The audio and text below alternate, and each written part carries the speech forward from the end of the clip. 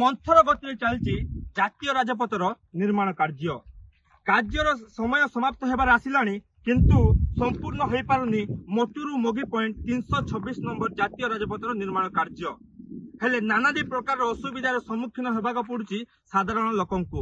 ହେଲେ ଏଠି ପ୍ରଶ୍ନ ଉଠୁଛି, ଯେତେବେଳେ ନିର୍ମାଣ କାର୍ଯ୍ୟର କାମ ଠପ୍ ହେଇ ରହିଛି ଓ ସମୟ ସମାପ୍ତ ହେବାର ଆସିଲାଣି, କିନ୍ତୁ କାମ ରିଷ୍ଟାର୍ଟ ହେଉନି, ହେଲେ ଠିକା ସଂସ୍ଥା ଉପରେ ସରକାର କାହିଁକି ଚାପ ପକାଉନାହାନ୍ତି? ଓ ଯୋଉ ରାସ୍ତା କାମ ଚାଲିଛି ବର୍ତ୍ତମାନ, ଏ ରାସ୍ତା କଡ଼ରେ ଶ୍ରୀ ଜଗନ୍ନାଥ ମନ୍ଦିର, ଥାନା, ତହସିଲ, ଆର୍ଆଇ ଅଫିସ, ପୋଷ୍ଟ ଅଫିସ, ତାପରେ ହାଇସ୍କୁଲ ଓ କେତେ ଅଫିସ ଥିବା ଯୋଗୁଁ ଏ ରାସ୍ତାରେ ଶହ ଶହ ଲୋକଙ୍କ ଯାତାୟାତ ହୋଇଥାଏ। କିନ୍ତୁ ଏ ରାସ୍ତାର ଖାଲ ଢେପ ଓ ଯୋଉ ଧୂଳି ଉଡୁଛି, ଏ ଧୂଳି ଯୋଗୁଁ ବାଇକ୍ ଦୁର୍ଘଟଣା ହଉଛି ବା ପଲ୍ୟୁସନ ଅସୁବିଧା ରହୁଛି।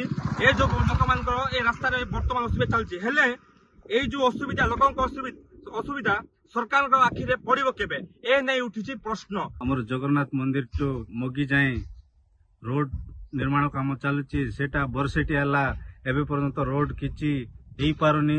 ଆହୁରି ମୋଟୁ ତିନିଟା ସ୍କୁଲ ଛାତ୍ରଛାତ୍ରୀ ଯିବା ଆସିବା କରୁଛନ୍ତି। ତା ସତ୍ତ୍ୱେ ଆମର ତହସିଲ ଅଫିସ ଅଛି, ମେଡିକାଲ ଅଛି, ଦୋକାନ ବଜାର ଅଛି, କିନ୍ତୁ ସେ ଠିକାଦାରକୁ ବାରମ୍ବାର କହୁଛୁ ଡେଲି ପାଣି ଭିଜାଇବା ପାଇଁ କହିଲେ ମଧ୍ୟ ସେ ଆମ କଥା ମାନୁନି।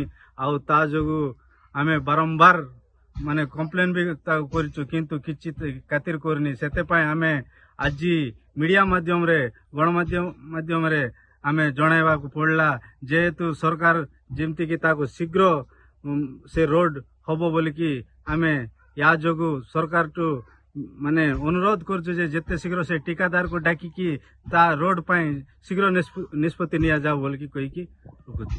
ଦେଖନ୍ତୁ, ଆମର ଯୋଉ 326 ଯୋଉ ରାଜପଥ ଅଛି, ମୋଟୁ ଜଗନ୍ନାଥ ମନ୍ଦିର ଟୁ ଆମର ମୋଗି ପଏଣ୍ଟ ଯାଏଁ ଯୋଉ ରାସ୍ତା ଅଛି, ଆର ଯୋଉ ସମୟ ଥିଲା ତିଆରି ହେଇକି ସରିବାଟା, କିନ୍ତୁ ଏପର୍ଯ୍ୟନ୍ତ ତିଆରି ହେଲା ନାହିଁ। ଯାହା ଫଳରେ ଆମର ଯୋଉ ଲୋକଙ୍କର ଯିବା ଆସିବା ବା ଆଖପାଖ ଯେତିକି ଅଛି, ଆମର ତିନିଟା ସ୍କୁଲ ଅଛି, ଆଉ ମେଡିକାଲ ଅଛି, ତହସିଲ ଅଫିସ ମଧ୍ୟ ଅଛି। ଏଠିକାର ଲୋକଙ୍କର ଯୋଉ ଧୂଳି ଡଷ୍ଟ ଆସିକି ଆମକୁ ଇଫେକ୍ଟ ବା ପ୍ରୋବ୍ଲେମ ହଉଛି। ଆମେ ଚାହୁଁଛୁ ଯାହାକୁ ଯଥାଶୀଘ୍ର ଠିକ କଲେ ଆମ ଲୋକ ଯୋଉ ଧୂଳିରେ ଡଷ୍ଟର ଯୋଉ ଇଫେକ୍ଟ ହଉଛନ୍ତି ତାରେ ବଞ୍ଚିତ ହେବେ। ଆଉ ଆମେ ଚାହୁଁଛୁ ଯେ ଯଥାଶୀଘ୍ର ଠିକ ହେଲେ ଭଲ ହୁଅନ୍ତା।